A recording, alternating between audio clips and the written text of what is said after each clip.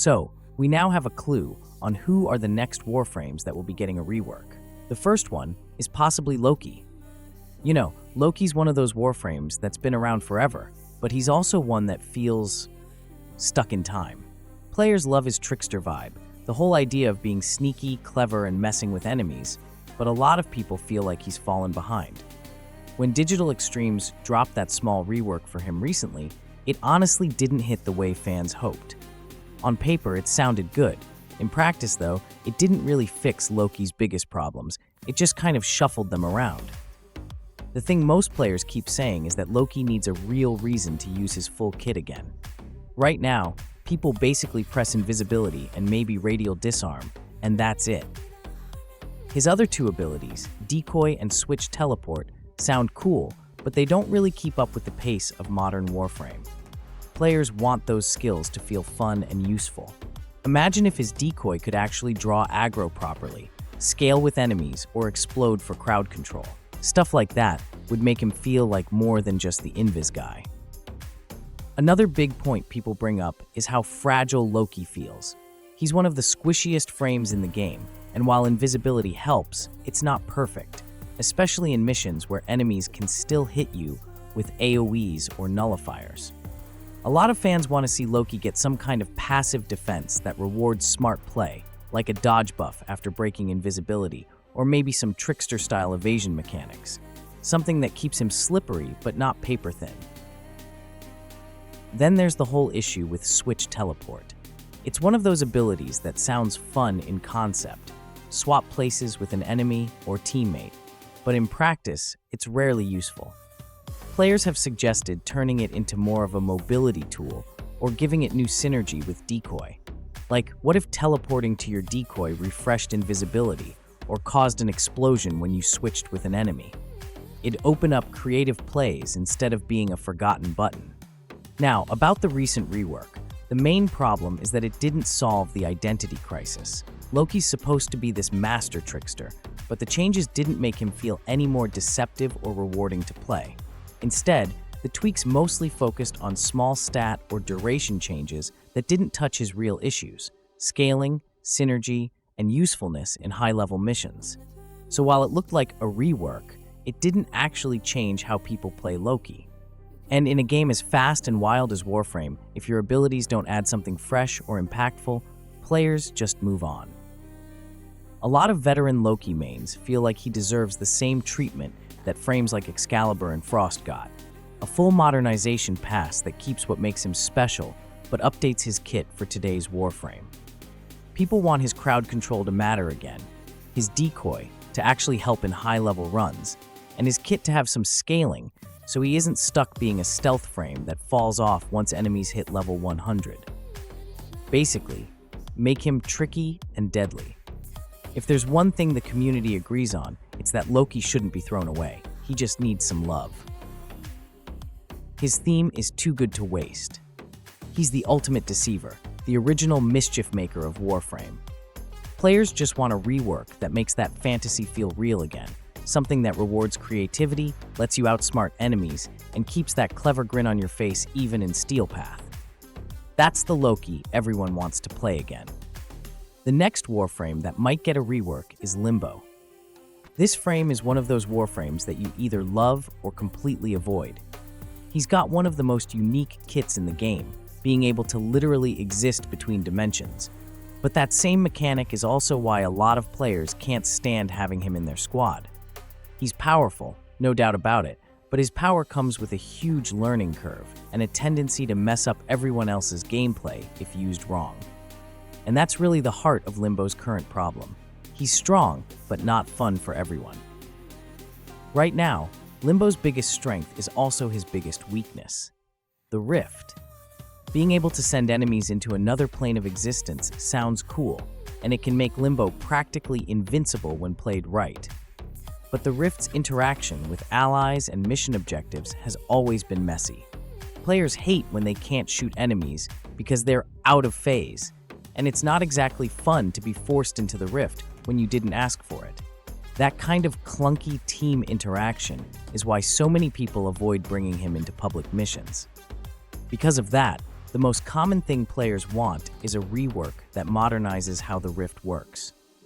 A lot of the community feedback focuses on making the Rift more intuitive, meaning allies should still be able to interact with enemies and objectives without weird restrictions.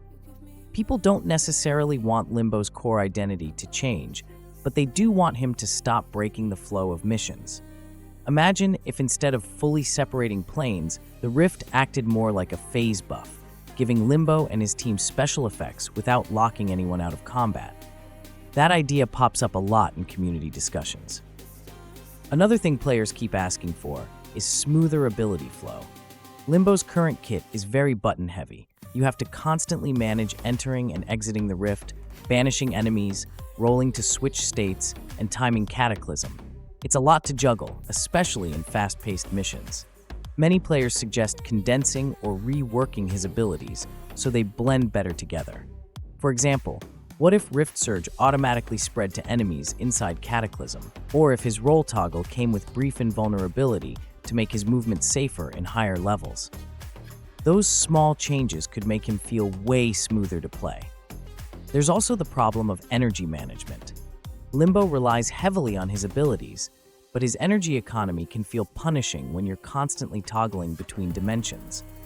Some players think he needs better synergy between Rift usage and energy recovery, like giving small energy regen bonuses for enemies killed in the Rift, or reducing upkeep costs so he doesn't run dry as fast. Right now, a lot of his gameplay revolves around carefully balancing your energy bar instead of focusing on creative play, and that's not exactly engaging. The other big complaint comes from mission types. Limbo is either god tier or useless depending on what you're playing. In defense missions, he's a lifesaver because Cataclysm can protect objectives easily. But in mobile defense, exterminates, or anything fast-paced, he becomes a liability. Players want that gap closed. A rework that makes Limbo's kit more adaptable, less all or nothing, would go a long way. Many veterans suggest turning his Rift mechanics into optional effects or area-based buffs, so he helps his team instead of accidentally trolling them. In the end, what players really want is for Limbo to keep his identity as the dimensional manipulator, but in a way that's modern, smooth, and team-friendly. The concept of controlling the Rift is awesome, it just needs refinement. If Digital Extremes ever revisits him, they don't need to rebuild Limbo from scratch, just redesign how the Rift interacts with others. Imagine a Limbo who can phase enemies, bend reality, and protect allies without ruining their fun. That's the version people want. A true Rift master who's tricky, stylish, and actually enjoyable to have on your team. Finally, Digital Extremes talked about Banshee. This frame is one of those Warframes that everyone respects, but not many people actually use anymore. She's got this awesome sound-based theme, manipulating vibrations and frequency to destroy enemies, but like a lot of older frames, her kit hasn't really kept up with how fast and explosive Warframe has become. Players still recognize her as one of the best raw damage amplifiers in the game, but outside of that, she struggles to find a solid place in the modern meta. Right now, her main issue is survivability. Banshee is paper thin. She's one of the squishiest frames ever made, and unless you stay invisible, keep your distance, or constantly crowd control enemies, she melts instantly in Steel Path or high-level missions. Her silence ability helps with that a bit, since it stuns enemies that get too close, but that only goes so far. The community's been asking for a defensive tweak for years, not to make her tanky, but to give her something that helps her survive without having to hide behind every corner. Another common complaint is how awkward some of her abilities feel to use. Sonar, for example, is powerful. It can multiply your damage like crazy, but it requires precision aiming and timing that doesn't always fit Warframe's chaotic gameplay.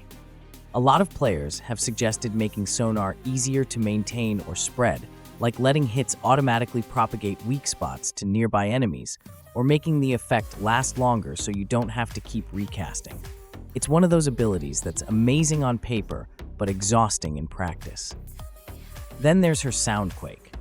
It's iconic. Everyone remembers the shaking screen and loud pulse, but it's also one of the most outdated press and hold ultimates in the game.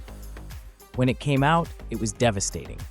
Now, it just roots you in place while everything around you either dies too slow or moves out of range. A ton of Banshee mains want this replaced or heavily modernized. Some ideas include turning it into a moving wave of sound that follows you, or making it a directional shockwave that lets Banshee stay mobile. Basically, anything that lets her keep up with Warframe's modern pace. Banshee's augment mods are also something players talk about a lot. Some of them are fun, like Savage Silence, but they feel more like band-aids than true improvements. Players want augments that open up new playstyles, maybe one that turns her into a ranged disruptor, or one that buffs allies when enemies are affected by her sound abilities. There's a lot of potential in her theme that's just not being used. People love the idea of sound as a weapon, but her current design doesn't fully explore it. Her passive could use some love too.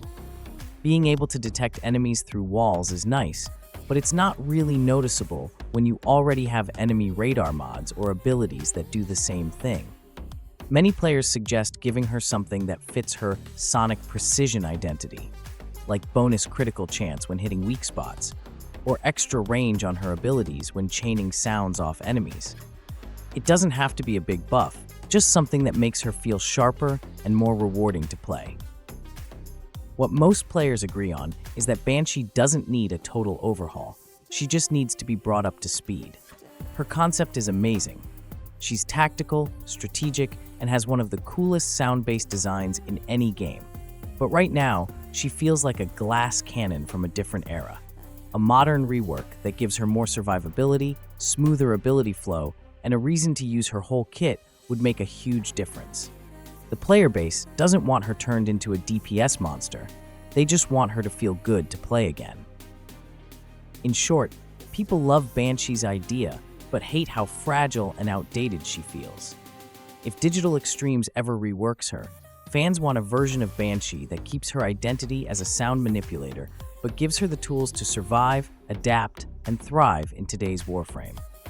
Imagine being able to shake the battlefield, weaken enemies, and control sound waves without feeling like one stray bullet could ruin your run. That's the Banshee everyone's waiting for.